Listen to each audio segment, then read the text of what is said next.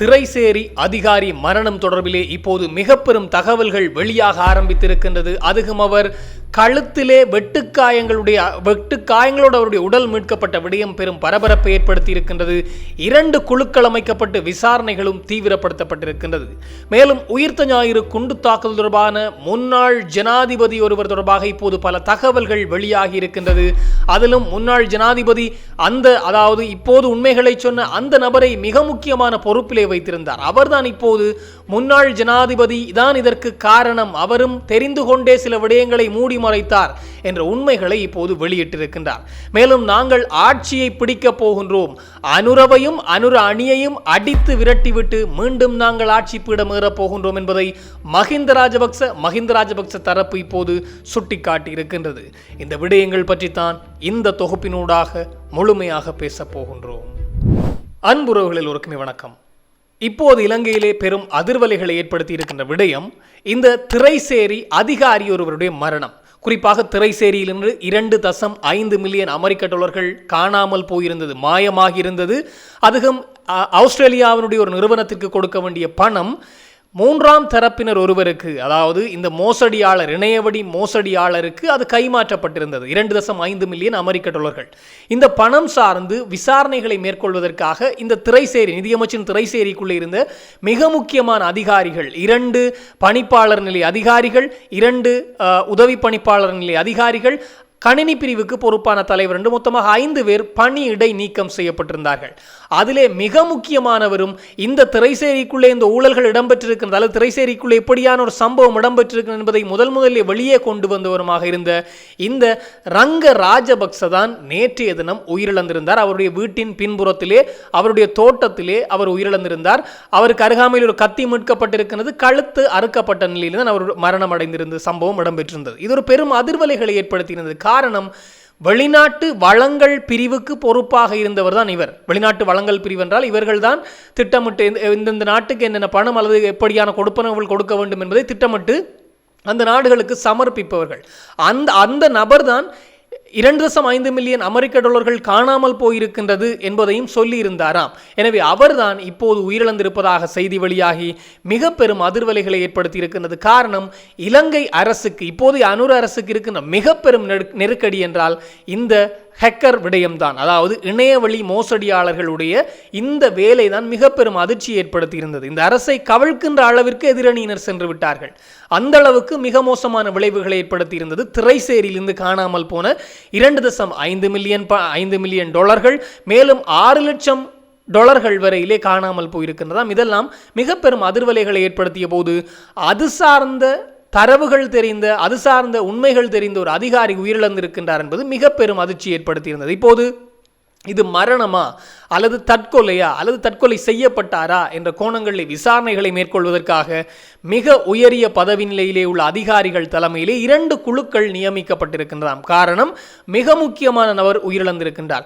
இவரோடு சேர்ந்து சில உண்மைகள் மறைந்து போக வேண்டும் என்று சிலர் நினைத்து, அல்லது மோசடியாளர்கள் நினைத்து இந்த கொலையை செய்திருக்கின்றார்களா, அல்லது இவராக மனவிரக்தியிலே தற்கொலை செய்து கொண்டாரா, அல்லது தற்கொலை செய்ய வைக்கப்பட்டாரா என்ற அடிப்படையிலான விசாரணைகள் தீவிரப்படுத்தப்பட்டிருக்கின்றது.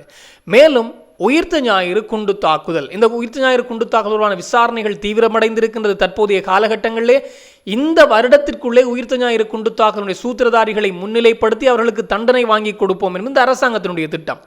இந்த அரசாங்கம் அதற்கான நடவடிக்கைகளை மேற்கொண்டு வருகின்ற போதுதான் இப்போது அதுவும் நேற்றைய தினம் நீதிமன்றத்திலே, கொழும்பு மேல் நீதிமன்றத்திலே ஒரு அதிர்ச்சியூட்டுகின்ற சம்பவம் இடம்பெற்றிருக்கிறது. குறிப்பாக இந்த உயிர்த்த ஞாயிறு குண்டு தாக்குதல் இடம்பெறுவது முன்கூட்டியே தெரிந்திருந்து அதனை தடுக்க தவறினார்கள் என்ற அடிப்படையிலே அப்போதைய பாதுகாப்பு அமைச்சின் செயலாளராக இருந்த ஹேமஸ்ரீ பெர்னாண்டோ அவருக்கு எதிரான வழக்கு தாக்கல் செய்யப்பட்டது. அவர் சட்டமாதிபர் திணைக்களத்தை சார்ந்தவர்கள், அத்தோடு போலீஸ் அதிபராக இருந்தவர்களுக்கு எதிராக வழக்கு தாக்கல் செய்யப்பட்டிருக்கின்றது. அப்படி நேற்றைய வழக்குக்கு அழைக்கப்பட்ட போது இந்த பாதுகாப்பு அமைச்சின் செயலாளராக இருந்த ஹேமஸ்ரீ பெர்னாண்டோ நீதிமன்றத்திலே சில வாக்குமூலங்களை கொடுத்திருக்கின்றாராம். தான் பாதுகாப்பு அமைச்சின் செயலாளர் தான். ஆனால் அப்போதைய பாதுகாப்பு அமைச்சராக இருந்தவர் மைத்திரிபால சிறிசேன. எனவே மைத்திரிபால சிறிசேனவுக்கு இந்த உண்மைகள் உயிர்த்த ஞாயிறு குண்டு தாக்குதல் இடம்பெறப் போகின்றது, உயிர்த்த ஞாயிறு குண்டு தாக்குதலுமான புலனாய்வு செய்திகள் அவருக்கு கிடைத்திருந்தது. இருந்தும் அதனை அசண்டை இனமாக அதனை கண்டுகொள்ளாமல் விட்டுவிட்டார் அல்லது அதை தடுக்க தவறினார். அவர்தான் அந்த காலகட்டங்களில் பாதுகாப்பு அமைச்சராகவும் முப்படைகளின் பிரதானியாகவும் இருந்தவர் அல்லது முப்படைகளின் தளபதியாகவும் இருந்தவர் இந்த அப்போதைய ஜனாதிபதியான மைத்திரிபால சிறிசேன தான். எனவே அவர் தப்பிவிட்டார், என்னை வழக்குக்குள்ளே கொண்டு வந்து விட்டார்கள், நான் வரும் பாதுகாப்பு அமைச்சின் செயலாளர் தான். இவை அத்தனையும் முழுமையாக தெரிந்த நபர் இந்த மைத்திரிபால சிறிசேனவும் அத்தோடு அரச புலனாய்வுத்துறையினுடைய பணிப்பாளராக இருந்தவருக்கும் தான், ஜெயவர்தன என்று சொல்லப்படுகின்ற நபருக்கும் தான் இந்த விடயங்கள் அத்தனையும் தெரியும் என்பதை அவர் சொல்லியிருக்கின்றாராம். உயிர்த்த ஞாயிறு குண்டு தாக்குதலுமான விசாரணைகள் தீவிரமாக நடந்து வருகின்றது. அப்படி இருக்கின்ற போது பல உண்மைகள் கொஞ்சம் கொஞ்சமாக வெளிவந்து கொண்டிருக்கின்றது. இந்த ஒரு விடயமும் பெரும் அதிர்வலைகளை ஏற்படுத்தி இருக்கின்றது. எனவே ஏற்கனவே இந்த உயிர்த்த ஞாயிறு குண்டு தாக்குதல் தொடர்பான விசாரணைக்கு குற்றத்தடுப்பு விசாரணை பிரிவுக்கு மைத்திரிபால சிறிசேன அழைக்கப்பட்ட போது நான் உண்மைகளை எல்லாம் சொல்வேன் என்று வந்தவர் இந்தியா தான் காரணம் என்று சொல்லிவிட்டு போய்விட்டார். இதனால் இந்தியாவும் கொஞ்சம் கோபத்திலே இருக்கின்றது இவரிலே. எனவே இப்போது ஹேமஸ்ரீ பெர்னாண்டோ, அப்போதைய பாதுகாப்பு அமைச்சருடைய செயலாளராக இருந்த ஹேமஸ்ரீ பெர்னாண்டோவே இந்த விடயத்தை சொல்லியிருக்கின்றார். அப்போதைய பாதுகாப்பு அமைச்சரும் அப்போதைய முப்படைகளின் தளபதியுமாக இருந்த மைத்திரிக்கு எல்லாமே தெரியும் என்ற அடிப்படையிலே இப்போது தன்னுடைய கருத்தை முன்வைத்திருக்கின்றாராம். எனவே இப்போது விசாரணை மைத்திரி பக்கம் திரும்பி இருக்கின்றது என்பது மிக முக்கியமான விடயம். உயிர்த்த ஞாயிறு குண்டு தாக்குதல் இடம்பெறப் போகின்ற என்ற புலனாய்வு செய்தி இந்தியாவுடைய உளவுத்துறை இலங்கைக்கு கொடுத்திருந்தது. சில அமெரிக்க உளவு தகவல்களும் கிடைத்திருந்தது. பல தகவல்கள் கிடைத்திருந்த போதும் ஏன் இது மாத்திரமல்ல, கிழக்கு இலங்கையை பொறுத்தவரையிலே 2 போலீஸ் அதிகாரிகள் படுகொலை செய்யப்பட்ட விடயம் சார்ந்து அத்தோடு சில ஆயுதங்கள் மீட்கப்பட்டிருந்தது. இப்படியாக பல இந்த மாவனல்ல பகுதிகளில் ஆயுதங்கள் மீட்கப்பட்டிருந்தது. இப்படியாக பல சம்பவங்கள் சில இந்த தாக்குதல் சார்ந்து வெளிப்படுத்தி கொண்டே இருந்தது. புலனாய்வு அறிக்கைகளும் அடிக்கடி வந்து கொண்டிருந்தாலும் அதனை கண்டுகொள்ளாமல் விட்டு இவர்கள் என்ற போர்வையிலே தான் இப்போது ஹேமஸ்ரீ பெர்னாண்டோவுக்கு எதிராக வழக்கு தாக்கல் செய்யப்பட்டிருந்தது. ஆனால் ஹேமஸ்ரீ பெர்னாண்டோ அப்படியே வழக்கை இந்த மைத்திரி பக்கம் திருப்பி விட்டிருக்கிறார் என்பது மிக முக்கியமான விடயம். மிக விரைவிலே மைத்திரியும் அதற்குள்ளே ஒருவராக விசாரணைக்கு எடுத்துக் கொள்ளப்படுவதற்கான வாய்ப்புகள் அதிகமாகவே இருக்கின்றது. மேலும் உயிர்த்த ஞாயிறு குண்டு தாக்கல் தொடர்பான மிக முக்கியமான உண்மைகளை சொன்னவர் என்றால் இந்த அசாத் மௌலானா. இந்த அசாத் மௌலானா யார் என்று பார்க்கின்ற போது இந்த இப்போது சிறையிலே இருக்கின்ற முன்னாள் கிழக்கு மாகாணத்தினுடைய முதலமைச்சராக இருந்த பிள்ளையானுடைய வலது கையாக செயற்பட்டவர். இவர் பல காலமாக பிள்ளையானோடு கூடவே இருந்தவர். அவர் விடுதலை புலிகளிலிருந்து பிரிந்த பின்னர் பிள்ளையானோடு கூடவே இருந்தவர் இந்த அசாத் மௌலானா. அந்த அசாத் மௌலானா பல உண்மைகளை சேனல் 4 தொலைக்காட்சிக்கு சொல்லி இருந்தார். இந்த உயிர்த்த ஞாயிறு குண்டு தாக்குதலுமான உண்மைகள் சிறையிலே இருக்கும்போது பிள்ளையானுக்கு தெரியும். பிள்ளையான் உயிர்த்த ஞாயிறு குண்டு தாக்குதலுடைய சூத்திரதாரிகளை சந்தித்திருந்தார் என்பதையெல்லாம் சொல்லியிருந்தார் அசாத் மௌலானா சேனல் 4 தொலைக்காட்சியிலே. அது உண்மை எனும் வகையிலே பிள்ளையானோடு சிறையிலே இருந்து ஒரு நபரும் சொல்லிவிட்டார். பிள்ளையானை சந்திப்பதற்கு ஒரு பேராசிரியர் வந்தார், குணரட்னம் சொல்லப்படுகிற ஒரு பேராசிரியர் வந்தார். அவரோடு 2 பெண்கள் வந்தார்கள். அதிலே ஒரு பெண் பின்னர் இராணுவத்திலே மேஜர் தர நிலைக்கு உயர்த்தப்பட்டார். அத்தோடு இந்த உயிர்த்த ஞாயிறு குண்டு தாக்குதலை நடத்திய சில மௌலவிகள் அல்லது உயிர்த்த ஞாயிறு குண்டு தாக்குதலை திட்டமிட்ட சஹ்ரானுடைய தம்பி உட்பட சிலர் அவரை சந்திக்க வந்தார்கள். மில்கான் என்று சொல்லப்படுகின்ற மௌலவி உட்பட அவரை சந்திக்க வந்தார்கள் என்ற அடிப்படையிலே அவர் வாக்குமூலத்தை கொடுத்திருந்தார். சிறையிலே இருந்தவர். சிறையிலே இருந்தவருடைய வாக்குமூலத்தையும் அசாத் மௌலானாவுடைய வாக்குமூலத்தையும் பார்க்கின்ற போது இரண்டுமே ஒன்றுதான். பிள்ளையானுக்கு இதிலே தொடர்பு இருக்கின்றது என்பதை காட்டுகின்றது. அத்தோடு அசாத் மௌலானா சொல்லியிருந்த விடயம் இந்த உயிர்த்த ஞாயிறு குண்டு தாக்குதலை வழிநடத்தியதிலே மிக முக்கியமானவராக சுரேஷ் ஆலே இருக்கின்றார் என்று. அந்த சுரேஷ் ஆலேவும் கைது செய்யப்பட்டு விட்டார். இப்போது இந்த அசாத் மௌலானாவினுடைய வாக்குமூலம், அசாத் மௌலானாவை இலங்கைக்குள்ளே கொண்டு வர முடியாத சூழல் இருக்கின்றது. காரணம் பாதுகாப்பு பிரச்சனை கருதி அவர் இப்போது இன்னொரு நாட்டிலே தஞ்சம் புகுந்திருக்கின்றார். பிரான்சிலே இருப்பதாக தகவல் வெளியாகி இருக்கின்றது. எனவே அவர் இலங்கைக்குள்ளே வருவது என்பது சாத்தியப்படாது, வரவும் மாட்டார். எனவே அப்படி அவரை இந்த இணையவழி மூலமாக இந்த ஜூம் தொழில்நுட்பத்தினூடாக அவருடைய வாக்குமூலங்களை பெற முயற்சித்தார்கள். கொஞ்சம் கடினமாக இருந்ததனால் இப்போது குற்றத்தடுப்பு விசாரணை பிரிவு அதிகாரிகள் பிரான்சுக்கு செல்கின்றார்களாம் இந்த அசாத் மௌலானாவினுடைய வாக்குமூலங்களை பெறுவதற்காக. அசாத் மௌலானாவிடம் சென்று அவர் பக்கம் இருக்கின்ற வாக்குமூலங்களை பெற்று வருவதற்காக குற்றத்தடுப்பு விசாரணை பிரிவு அதிகாரிகள் புறப்பட்டிருக்கின்றார்கள். எனவே இதுவும் உயிர்த்த ஞாயிறு குண்டு தாக்குதலுடைய அடுத்த கட்ட நகர்வு நோக்கி நகர்கின்றது. உண்மையை சொல்ல போனால் இந்த உயிர்த்த ஞாயிறு குண்டு தாக்குதலிலே பல அறிக்கைகள், அதாவது பல ஜனாதிபதிகளுடைய ஆணைக்குழுக்கள் நிறுவப்பட்டு பல அறிக்கைகள் வந்திருந்தது.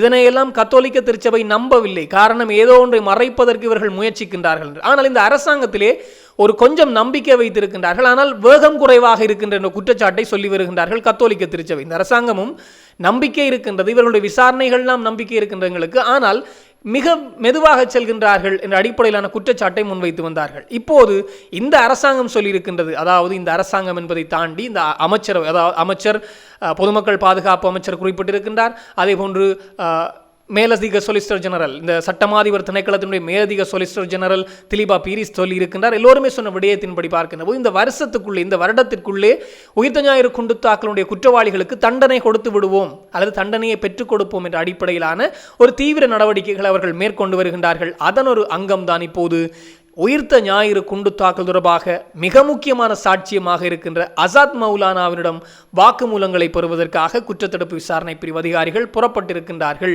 என்பது மிக முக்கியமான விடயம். மேலும் ஒரு மிக முக்கியமான செய்தி என்றால் ஆட்சி கவிழ்ப்பு. 2022ஆம் ஆண்டு ஆட்சி கவிழ்ப்பு இடம்பெற்று துண்டை காணும் துணியை காணும் என்று ஓடியிருந்தவர்கள் தான் ராஜபக்ச தரப்பு. இந்த ராஜபக்சக்கள் தரப்பு தான் இப்போது சொல்கின்றார்கள், மீண்டும் ஒரு ஆட்சி மாற்றம் இடம்பெறப் போகின்றது நாட்டிலே, எங்களை நீங்கள் ஒன்றும் சாதாரணமாக நினைத்து விடாதீர்கள். இது மஹிந்த ராஜபக்சவுடைய அறைகூவல். நேற்றைய தினம் சொல்லியிருக்கின்றார், இன்றைய தினம் சொல்லியிருக்கின்றார், எங்களை நீங்கள் ஒன்றும் சாதாரணமாக நினைத்து விடாதீர்கள், ஆட்சி அமைக்கக்கூடிய வலுவோடு தான் நாங்கள் இருக்கின்றோம் என்பதை சுட்டிக்காட்டியிருக்கின்றார். மிக விரைவிலே நாங்கள் ஆட்சியை மாற்றுவோம் என்ற அடிப்படையிலான கருத்தை மஹிந்த ராஜபக்ச இரண்டாவது முறையாக இன்றைய தினம் தெரிவித்திருக்கின்றார். இதற்கு முன்னர் அவர்களுடைய கட்சி அலுவலகத்திலே கடந்த 20ஆம் தேதி சொல்லியிருந்தார். இப்போது இன்றைய தினம் அந்த கருத்தை தெரிவித்திருக்கின்றார். இதுவும் கொஞ்சம் பேசுபொருளாக மாறியிருக்கின்றது. இதே கருத்தை தான் நேற்றைய தினம் சாகர காரியவசம், அதே ராஜபக்சக்களுடைய கட்சியான ஸ்ரீலங்கா பொதுஜன பெரமுன கட்சியினுடைய பொதுச் செயலாளரான சாகர காரியவசம் ஒரு விடயத்தை சொல்லியிருக்கின்றார். அனுர உட்பட அத்தனை பேரும் அடித்து துரத்தப்பட போகின்றார்கள். மிக விரைவிலே அவர்களெல்லாம் அடித்து விரட்டிவிட்டு புதியதொரு தேசிய அரசாங்கம் நிறுவப்படும், புதியதொரு ஆட்சி கொண்டு வரப்படும் என்று சொல்லியிருக்கின்றார். தேசிய அரசாங்கம் என்றாலே எல்லா எதிர்க்கட்சிகளும் ஒன்றிணைந்து தான் தேசிய அரசாங்கத்தை உருவாக்க முடியும். காரணம், எல்லா கள்ளர்களையும் ஒன்றிணைத்து. சஜித் ஒரு கள்ளன் என்ற சஜித் செய்த விடயம் இப்போது மக்கள் மத்தியிலே கடும் கோபத்தை ஏற்படுத்தி இருக்கின்றது. காரணம், இந்த இரான் விக்ரமரத்ன என்று சொல்லப்படுகின்ற முன்னாள் நாடாளுமன்ற உறுப்பினராக இருந்தவர், முன்னாள் கிரிக்கெட் விளையாட்டினுடைய மிக பிரபலியமான இலங்கையினுடைய கிரிக்கெட் அணியைச் சேர்ந்தவர், இப்படியாக பல பதவிநிலைகளை வகித்துக் கொண்டிருந்தவர், இந்த எதிர்க்கட்சியாக இருக்கின்ற ஐக்கிய மக்கள் சக்தியினுடைய உறுப்பினர். அவரை இப்போது புதியதொரு இலங்கை கிரிக்கெட் கட்டுப்பாட்டு சபையெல்லாம் இருக்கின்ற அதிகாரிகள் எல்லாம் நீக்கப்பட்டு 7 வருடங்களாக ஆட்சியில் இருந்த சம்மி சில்வா குழுவெல்லாம் நீக்கப்பட்டு புதியதாக இந்த ஈரான் போன்றவர்கள் உள்ளே கொண்டு வரப்பட்டிருக்கிறார்கள். அதற்குள்ள சங்கக்கார பலர், ரொசான் மகானா என்று பலர் உள்ளே கொண்டு வரப்பட்டிருக்கின்றார்கள். அதில் ஒரு தமிழரும் இருக்கின்றார். எனவே பலர் இப்போது உள்ளே கொண்டு வரப்பட்ட போது அது பொறுக்காத சஜித் பிரேமதாச உடனடியாக ஈரான் பதவி விலக வேண்டும், ஈரான் விக்ரமரட்ன உடனடியாக இந்த எங்களுடைய கட்சியிலிருந்து பதவி விலக வேண்டும், மத்திய குழு உறுப்பினர் பதவிகளிலிருந்து துறந்து கொள்ள வேண்டும் என்று பல அறிவித்தல்களை கொடுத்திருக்கின்றார்களாம்.